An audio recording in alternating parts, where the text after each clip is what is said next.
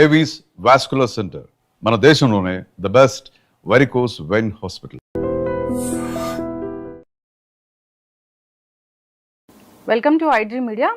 So ఇది winter season. వింటర్లో ఏంటంటే ఎక్కువగా హార్ట్ అటాక్ వస్తుంది, నైట్లో హార్ట్ అటాక్ ఎక్కువగా వస్తుంది, ఇక వాష్రూమ్కి వెళ్తే తొందరగా హార్ట్ అటాక్ వచ్చే పరిస్థితి ఉంటుంది ఈ సీజన్లో అంటారు. దీనిలో వాస్తవం ఎంత, మరి ఎటువంటి జాగ్రత్తలు తీసుకోవాలి? సో పూర్తి వివరాలు తెలుసుకుందాం. ఈరోజు మనతో పాటు ఉన్నారు ప్రముఖ interventional cardiologist doctor Lakkireddy Kiran Kumar Reddy గారు from owners heart institute. Doctor గారు నమస్తే. నమస్తే అండి. డాక్టర్ గారు, జనరల్గానే ఎన్నో కేసులు చూసుంటారు, ఎన్నో ఏళ్ళ ఎక్స్పీరియన్స్ మీది. అయితే చలికాలంలోనే హార్ట్ అటాక్స్ ఎక్కువగా వస్తాయి అంటారు, దీనిలో వాస్తవం ఎంత? అంటే హార్ట్ అటాక్స్ చలికాలంలో కొంచెం పెరిగే స్కోప్ అయితే ఉంటుంది అనమాట. సో యూజువల్గా మన classical heart attack related pain అని చెప్తాం, యాంజైనా అంటాం.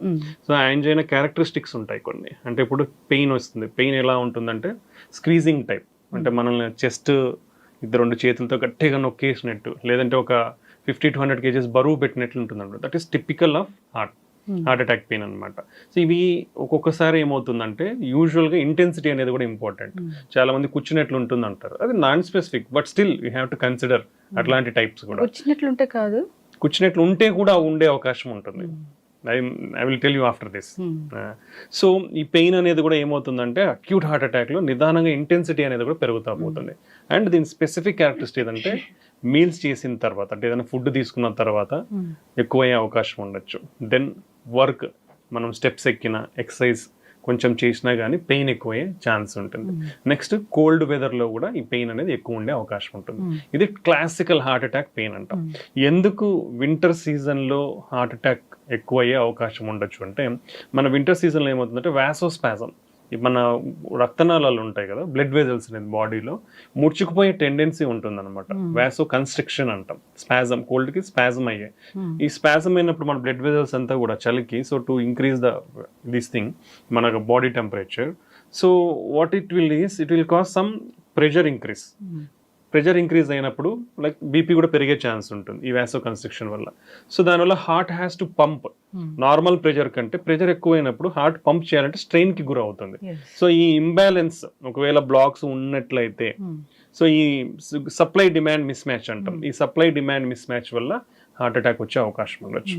రెండోది, మన గుండె యొక్క రక్తనాళాలు కూడా ముడుచుకునే అవకాశం ఉండొచ్చు. సో అవి ముడుచుకోవడం వల్ల కూడా హార్ట్ అటాక్ వచ్చే అవకాశం ఎక్కువ ఉండొచ్చు. నెక్స్ట్ థింగ్ ఏంటంటే, ఈ చలికాలంలో మనకి ఇన్ఫ్లమేషన్ అనేది కూడా కొంచెం ఎక్కువ ఉండే అవకాశం ఉండొచ్చు. ఇది థర్డ్ పాయింట్. నెక్స్ట్, చలికాలంలో ఏం చేస్తాం అందరము, యాక్టివిటీ అనేది ఉండదు. సో యాక్టివిటీ తగ్గిపోతుంది. యాక్టివిటీ తగ్గిపోయినప్పుడు మోర్ కొలెస్ట్రాల్ అక్యుములేషన్ కానీ ఇవంతా జరిగే ఉండొచ్చు. నెక్స్ట్, ఫుడ్, మనం బాగా చలి ఉంటుంది కాబట్టి will should eat more food తీసుకుంటాం. సో ఈ మోర్ ఫుడ్ తీసుకునేటప్పుడు కూడా మన బాడీలో కొలెస్ట్రాల్ అక్యుములేషన్ ఎక్కువ అయ్యే ఛాన్స్ ఉంది. ఈ చెడు కణాలు అనేది ఎక్కువ అవడం వల్ల కూడా హార్ట్ అటాక్ అనేది ఎక్కువ ప్రెసిపిటేట్ అయ్యే ఛాన్సెస్ ఉంటాయి. నెక్స్ట్ వచ్చేసి వాటర్ కూడా సరిగ్గా తీసుకోం.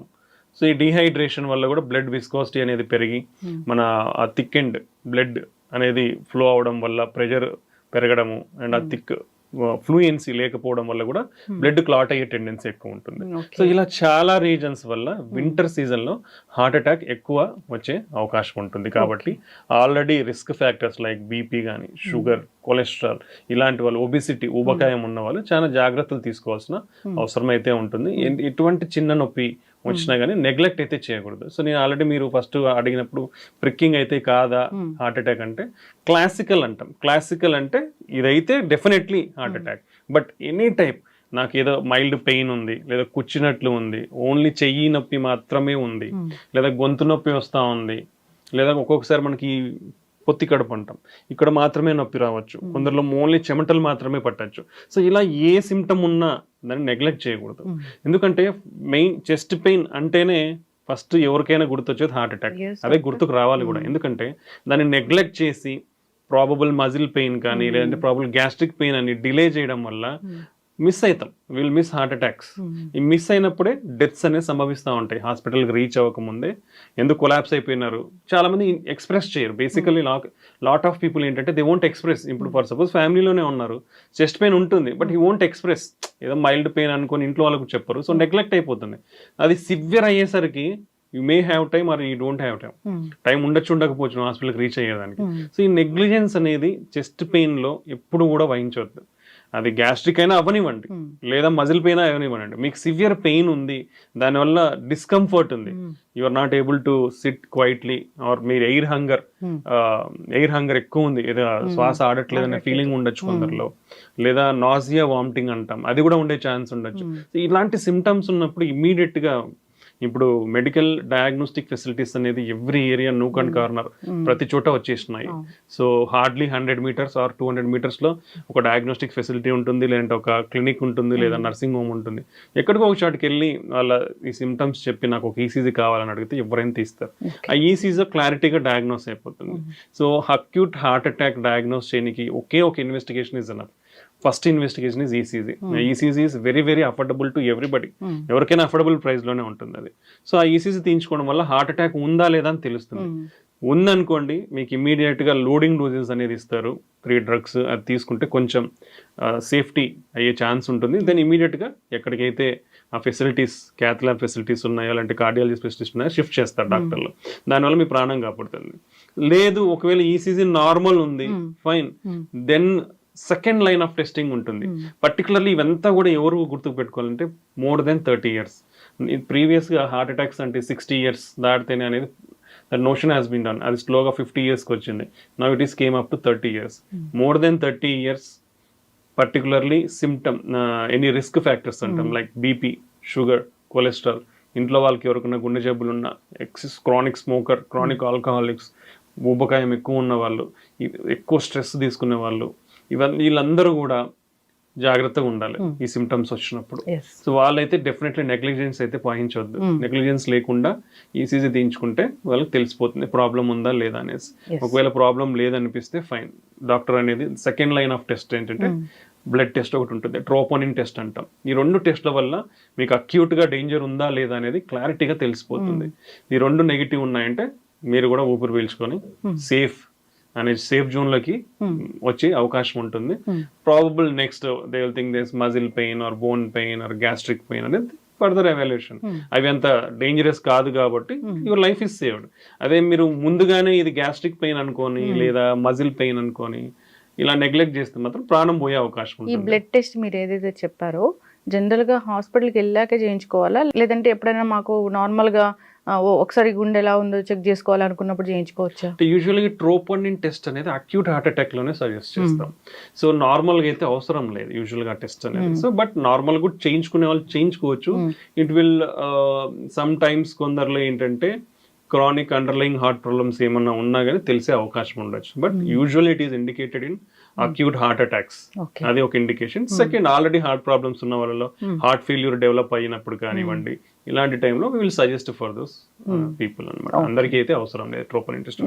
సో అక్యూట్ గా sudden onset chest pain, ECG ఒకవేళ నార్మల్ ఉంది, still better to rule out with more precision అంటే ట్రోపోనిన్ బ్లడ్ టెస్ట్.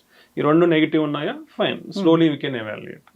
ఈ 2 అనేది చాలా ఇంపార్టెంట్. సో ఎవరైనా more than 30 years chest pain అనేది నెగ్లెక్ట్ చేయకూడదు. ఎందుకంటే 30 years తర్వాత నుంచి కూడా హార్ట్ అటాక్స్ అనేది చాలా ఎక్కువ అయిపోయినాయి. మీరు నెగ్లెక్ట్ చేసినారా ప్రాణాన్ని కోల్పోయినట్టు. బికాస్ మీ ప్రాణం ఒక్కటి కాదు పోయేది, అందరూ గుర్తుకు పెట్టుకోవాల్సినది. This is my personal experience. If one person's life is gone in the productive age, from 30 to 50 or 60 years, total family will go back by 30 years. So always think whenever you are ఎవరికైనా problem వచ్చినప్పుడు మీది నాకున్నది ఏం కాదనే చులకన భావం చాలా మందికి ఉంటుంది. నేను చాలా ఫిట్ గా ఉంటాను, నాకెందుకు వస్తుంది, ఇవన్నీ చులకన భావం. మన ఆరోగ్యం మీద మనకే శ్రద్ధ లేకపోవడం అనమాట. అలాంటిది ఎప్పుడు కూడా ఎవరు వహించద్దు. సో ఛాతీ నొప్పి ఉంటే ఇమీడియట్ గా ఒక ఈసీజీ తీయించుకోండి. Think about your total family, because they are always depends on you and you have to take care of them. So అది ఆలోచించి మీరు ఇమీడియట్ గా టెస్ట్, దాంట్లో పోయేది ఎవరికి నష్టపోయేది అయితే ఏమో ఉండదు. చిన్న టెస్ట్ సమ్ 100 to 300 rupees కంటే ఉండదు ఈసీజీ అనేది. దాంతో తెలిసిపోతుంది. నార్మల్ ఉంటే ఎవ్రీబడి ఈస్ హ్యాపీ, అబ్ నార్మల్ ఉంటే మీకు ట్రీట్మెంట్ అందుతుంది, మీ లైఫ్ సేవ్ చేసుకున్న వాళ్ళు అవుతారు. అయితే డాక్టర్ గారు ఈసీజీలో ఎంతటి ప్రాబ్లం అయినా తెలుస్తుందా అండి? ఈసీజీలో చాలా బేసికలీ ఈసీజీ అనేది మన హార్ట్ యొక్క ఎలక్ట్రికల్ యాక్టివిటీని డిటెక్ట్ చేస్తుంది అనమాట. సో ఎనీ చేంజెస్ మన మజిల్స్ లో కానివ్వండి, wall problems, electrical conduction system లోనే ప్రాబ్లమ్స్ కానివ్వండి, మనకు చాలా తెలుస్తాయి. ఇప్పుడు చాంబర్ హైపర్ట్రోఫీ అంటాం, కింద 2 గదులు పైన 2 గదులు ఉంటాయి గుండెలో. ఆ రెండిట్లో ఏది ఉబ్బినా మనకు చేంజెస్ కనిపిస్తాయి ఈసీజీలో. నెక్స్ట్ మన ఎలక్ట్రికల్ కండక్షన్ సిస్టమ్ అనేది ఒక కరెంట్ సిస్టమ్ లాంటిది అనమాట. సో పైన ఒక మెయిన్ స్విచ్ ఉంటుంది, దాని ఎస్ఏ నోడ్ అంటాం. నెక్స్ట్ అది పై గదులకు స్ప్రెడ్ అయ్యి మధ్యలో ఒక మోడరేటర్ స్విచ్ లాంటిది ఉంటుంది, ఏవి నోడ్ అంటాం. ఆ నుంచి ఇంకా తీగల్లాగా మన కింద గదులకి ఫైబర్స్ ఉంటాయి, ఆ ఫైబర్స్ ద్వారా స్ప్రెడ్ అవుతుంది. ఎలక్ట్రికల్ యాక్టివిటీ వచ్చినప్పుడు గుండె అనేది పైన కొట్టుకుంటుంది, మళ్ళీ కింద కొట్టుకుంటుంది. ఇది సీక్వెన్స్ లో కొట్టుకోవాలి. సో ఇక్కడ ఎక్కడ బ్లాక్ ఉన్నా మనకు తెలిసిపోతుంది. సో పైన మెయిన్ స్విచ్ సరిగా లేదనుకోండి హార్ట్ రేట్ పడిపోతుంది. ఈ మోడరేటర్ స్విచ్ లో కూడా ప్రాబ్లం ఉందనుకోండి, మనకి కింద పైన ఒక రేట్ ఉంటుంది, కింద ఒక రేట్ ఉంటుంది. ఈ డిస్టర్బెన్స్ ఏవి బ్లాక్ అంటాం, ఇది కూడా చాలా సిగ్నిఫికెంట్. సో ఇవన్నీ కూడా తెలుస్తాయి మనకి. సో అలాగనే వాల్వ్ లీక్ అవుతుంది, వాల్వ్ లీక్ అయితే ఛాంబర్స్ అనేది పెరుగుతాయి అనమాట. సో ఈ changes and even some congenital heart problems, చిన్నపిల్లలు వచ్చే జబ్బులు కూడా కొన్ని ఈసీజీలో కనుక్కోండి. టెకికార్డియా అంటాం, హార్ట్ రేట్ పెరిగినప్పుడు ఎందువల్ల వస్తుందనేది చాలా రకాలు ఉంటాయి. దాదాపు ఒక 20 రకాల హార్ట్ రేట్ అబ్నార్మాలిటీస్ ఉంటాయి, హై రేట్ అబ్నార్మాలిటీస్, అవన్నీ కూడా తెలుసుకోవచ్చు. So ECG will give lot of information. Electrolyte problems, electrolyte disturbances అంటాం, అంటే మన లవణాలు అంటాం కదా, సోడియం పొటాషియం, ఆ డిస్టర్బెన్సెస్ ఉన్నా మనకి ఈసీజీ తెలుస్తాయి. సో ఇలా ఎవ్రీథింగ్, ఈవెన్ హైపోథర్మియా, చలి బాగా అఫెక్ట్ అయిన వాళ్ళు కూడా చేంజెస్, మార్పులు వస్తాయి. డ్రగ్ చేంజెస్ ఉంటాయి, కొన్ని డ్రగ్స్ వాడితే కూడా ఈసీజీలో మార్పులు వస్తాయి. లాంగ్ క్యూటీ సిండ్రోమ్స్ కానివ్వండి, ఇలా మార్పులు వస్తాయి. సో ఇవన్నీ కూడా ఈసీజీలో చాలా వరకు మెజారిటీ ఆఫ్ ద ఇన్ఫర్మేషన్ తెలుస్తుంది. And only one strong investigation and very cheap investigation for diagnosing heart attacks is ECG. Yes, అయితే డాక్టర్ గారు ఇప్పుడు చెప్పిన ఈ చలికాలంలో ఇలా ఈ ప్రాబ్లం వస్తుంది అనేది మెన్ అండ్ ఉమెన్ లో కూడా చూస్తామా? డెఫినెట్లీ అండి. యూజువల్ గా మెన్ అండ్ ఉమెన్ కి మేజర్ డిఫరెన్సెస్ అయితే ఉండవు. స్టిల్ చెప్పాలంటే women are most neglected in clinical studies లో కానివ్వండి, యాక్చువల్ గా సొసైటీలో కానివ్వండి. ఎందుకంటే వాళ్ళ హెల్త్ అనేది వాళ్ళు బేసికల్లీ చెప్పరు. దెన్ వాళ్ళు చెప్పినా చాలా మంది అంత సీరియస్నెస్ కానీ ఇంపార్టెన్స్ కానీ ఉండదు. ఏదో వర్క్ రిలేటెడ్ ఇంకోటి అనుకుంటారు. బట్ మెన్ తో పాటు ఉమెన్ కూడా are equally affected. So but యూజువల్గా ఏమవుతుందంటే వీళ్ళల్లో కొంచెం సిమ్టమ్స్ అనేది లెస్సర్ ఇంటెన్సిటీతో ఉంటుంది అనమాట. ఇప్పుడు ఛాతీ నొప్పి అనేది కొంచెం తక్కువ తెలిసే అవకాశం ఉంటుంది, particularly females more than 40 years దాటిన వాళ్ళు, లేదా ఎల్డర్లీ పీపుల్లో కూడా చెస్ట్ పెయిన్ టిపికల్గా ఉండదు. డయాబెటిక్స్ లో కూడా ఛాతీ నొప్పి వస్తే టిపికల్గా ఇంటెన్సిటీ ఉండదు. సో ఈ మైనర్ సిమ్టమ్ అనేది కూడా చాలా ఇంపార్టెంట్. కొందరికి ఇది ఏం లేకుండా జస్ట్ అలసట మాత్రమే ఉంటుంది, వీక్నెస్ లేదా ఫెటీగ్ అంటాం, ఈజీగా చిన్న పని చేసినా కూడా అలసిపోవటం, లేదా జనరలైజ్డ్ వీక్నెస్ ఉండే అవకాశం ఉంటుంది. ఇలా ఫీమేల్స్ అనేది కొంచెం నెగ్లెక్ట్ అయ్యే అవకాశం ఉంటుంది. కాబట్టి ఫీమేల్స్లో చిన్న సిమ్టమ్స్ ఉన్నా కానీ వాళ్ళు దాన్ని నెగ్లెక్ట్ చేయకూడదు. నెగ్లెక్ట్ చేయకుండా దాన్ని ఎవాల్యుయేట్ చేసుకోవాల్సిన అవసరం ఉంటుంది. ఎస్, అయితే ఒక 30 years వచ్చాయి డాక్టర్ గారు ఎవరికైనా కానీ గుండె పదిలంగా ఉందా లేదా తెలుసుకోవడానికి ఎన్ని నెలలకు ఒకసారి చెక్ చేయించుకోవాలి, ఎన్ని నెలలకు ఒకసారి చేయించుకోవాలి? సో యూజువల్గా ఫ్యామిలీ హిస్టరీలో ఎవరికైనా హార్ట్ అటాక్ ఉన్నా, కొలెస్ట్రాల్ అబ్నార్మాలిటీస్ ఉన్నా, at the age of 21 years first lipid profile test అనేది గైడ్ లైన్స్ ప్రకారం రికమెండెడ్. 21 years 1 year 21st yearలో లిపిడ్ ప్రొఫైల్ అనేది కంపల్సరీ చేయించుకోవాలి. ఫ్యామిలీలో ఎవరైనా హార్ట్ అటాక్స్తో అఫెక్ట్ అయినా కానీ, కొలెస్ట్రాల్ అబ్నార్మాలిటీస్ ఉన్నా కానీ, వాళ్ళకి నార్మల్ ఉంటే 21 years అప్పుడు 5 years తర్వాత చేయించుకోవచ్చు. అప్పుడు నార్మల్ అంటే మళ్ళీ 5 years. బట్ 30 years దాడితే, ఇప్పుడు ఎందుకు ఇంతకుముందు అయితే మేబీ 50 years దాడితే యాన్యువల్ చెకప్స్ అని చెప్పేవాళ్ళం. బట్ ఇప్పుడు మనకున్న ICMR డేటా ప్రకారమే 30 years నుంచే డయాబెటీస్, హైపర్ టెన్షన్, కొలెస్ట్రాల్ అన్నీ కూడా పెరిగిపోయాయి.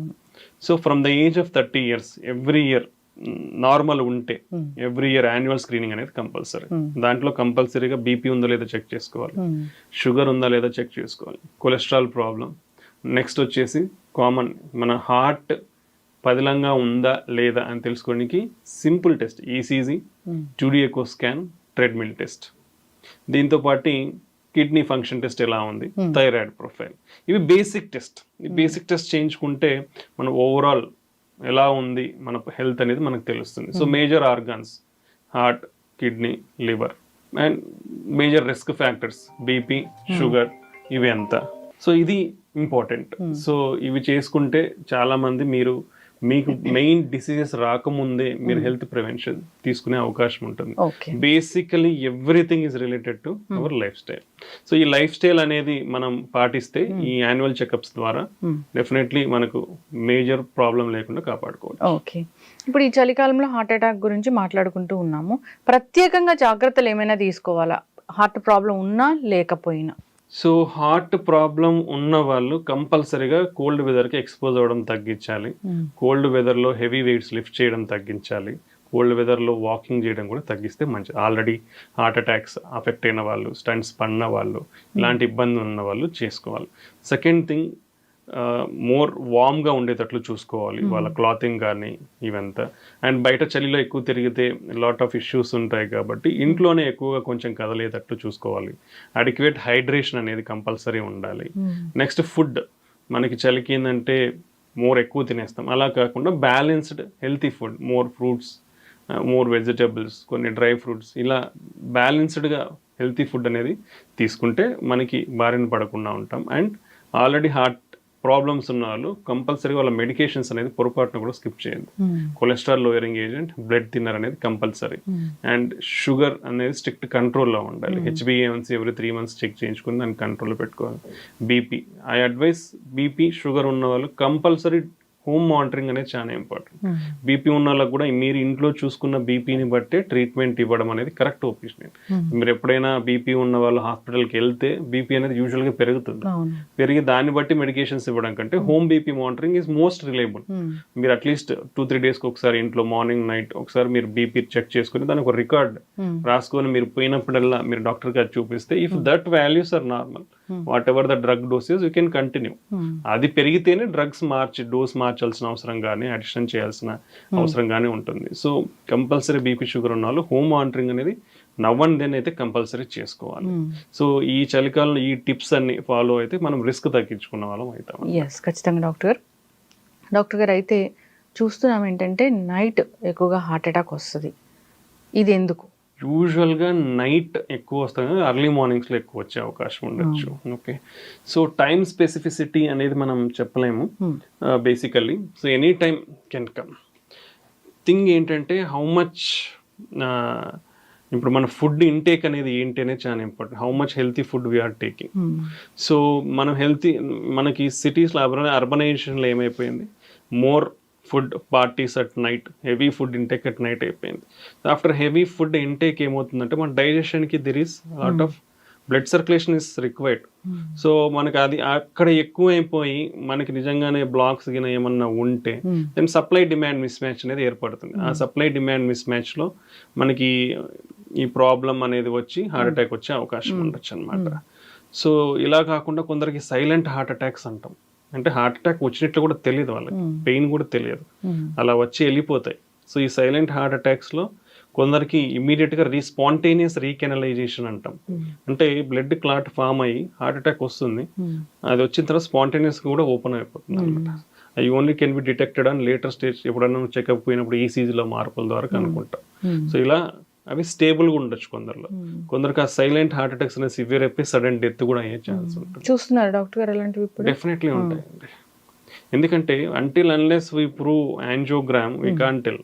బట్ మేము కొన్ని కేస్ సినారియోస్లో చూస్తాం వాళ్ళకి పెద్ద సిమ్టమ్స్ ఉండవు. చాలామంది కూడా బికాస్ ఆఫ్ నాన్ ఎక్స్ప్రెషన్, చాలామంది ఎక్స్ప్రెస్ చెయ్యరు. మన ఇండియన్ సినారియోలో మన వాళ్ళకున్న డిస్కంఫర్ట్ని, హై డిస్కంఫర్ట్ ఉంటే లో లెవెల్లోనే మనకి ఎక్స్ప్రెస్ చేస్తారు. But if you see angiogram, all 3 vessels will be block. So ఇలాంటి సినారియోస్ చాలా చూసాం మేము. అందుకే ఈవెన్ స్మాలెస్ట్ సిమ్టమ్ ఉన్నా వీ హ్యావ్ టు ఎవాల్యుయేట్. అది చేసినప్పుడే ప్రాపర్ కేర్ తీసుకున్న వాళ్ళం అవుతాం. So you can see the statistics. Our average life span is 65 years or 67 years. But if you take other countries like Singapore, it is around 83 years. Why? Something is called preventive health checkups. ఆ preventive health checkups వల్ల మన risk factors ని ముందే identify చేసుకొని మనం దాన్ని నివారించి లేదా కంట్రోల్లో పెట్టుకునే అవకాశం ఉంటుంది. So that's the way we can improve our health. అంటే మన ఇండియన్స్ 65 అంతేనా? 67 what is according to the data. అయితే ఈ జాగ్రత్తలు అయితే ఖచ్చితంగా తీసుకోవాలి. నైట్ ఇంకా ఈ లేట్ ఫుడ్ ఇలాంటి కాకుండా ఇంకేముంటాయి doctor? Better is finish your food by 8 o'clock and take a gap of at least 2 to 3 hours between food and your sleep. That is most important. And if you are able to walk, you can do light walking at night. So that మనకి digestion అనేది కూడా కొంచెం అవ్వడం వల్ల discomfort అనేది ఉండదు. So ఇవి follow అవ్వాలి. And take a light food at night, like fruity or some fruits. Heavy food అనేది should avoid at night. Heavy food you can eat in the morning or you can eat in the afternoon, but night finish better by 7 to 8 and take light food at the night. Okay, so ఇది తీసుకోవడం వల్ల మనకు risk అనేది కొంచెం తగ్గే అవకాశం ఉంది. Okay, కొందరు వాటర్ తక్కువ తాగుతారు, దానివల్ల కూడా ఇలాంటి ఇష్యూస్ వస్తాయి డాక్టర్ గారు? Enough at least 1.5 to 2 liters of water అనేది మనకు అన్ని నార్మల్గా ఉంటే కంపల్సరీ తీసుకోవాల్సిన quantity, because we need that hydration for our body, for the cells to be like free flow state. So మనకి ఎప్పుడైతే తక్కువ అయిపోతుందో విస్కాసిటీ అనేది పెరుగుతుంది. విస్కాసిటీ పెరిగినప్పుడు, డిహైడ్రేషన్ ఉన్నప్పుడు విస్కాసిటీ పెరిగినప్పుడు ఫ్లో అనేది స్లో అవుతుంది. స్లో అయినప్పుడు మోర్ బ్లడ్ క్లాట్స్ ఫామ్ అయ్యే అవకాశం ఉండొచ్చు అనమాట. సో అడిక్వేట్ హైడ్రేషన్ అనేది చాలా ఇంపార్టెంట్. అయితే డాక్టర్ గారు, ఇప్పుడు హార్ట్కి ఏదో ఒకలాంటి ట్రీట్మెంట్ జరిగింది, సో వాళ్ళని చాలా జాగ్రత్తగా మానిటర్ చేయాలి. సో వాష్రూమ్కి వెళ్ళినప్పుడు ఎక్కువగా చనిపోతూ ఉంటారు ఈ ప్రాబ్లం ఉన్న వాళ్ళు అంటారు, అది ఎందుకు? సో ఆల్రెడీ హార్ట్ అటాక్స్తో అఫెక్ట్ అయిన వాళ్ళు కానీ, లేదా స్టంట్స్తో అఫెక్ట్ అయిన వాళ్ళు కానీ, సో ఇవన్నిటికీ ఏంటంటే స్లీప్లో నుంచి మనం సడన్గా లేచి వెళ్ళినప్పుడు like body will get in more some energies, more energies required for the heart to pump. So ఆ sudden conversion from mobile state నుంచి వెళ్ళినప్పుడు మనకి సప్లై డిమాండ్ మిస్ మ్యాచ్ అవ్వడం కానీ, ఓకే, సో అలా అవ్వడం వల్ల ప్రాబబ్లీ జరిగే అవకాశాలు ఉంటాయి అన్నమాట.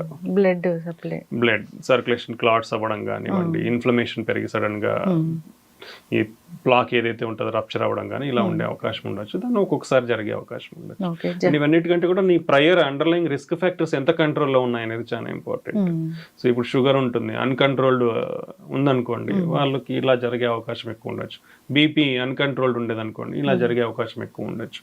సో ఇవన్నీ కూడా చాలా ఇంపార్టెంట్. ఓన్లీ లైక్ మన జనరల్ థింగ్సే కాకుండా రిస్క్ ఫ్యాక్టర్స్ అన్నీ కూడా కంట్రోల్లో ఉండాలి.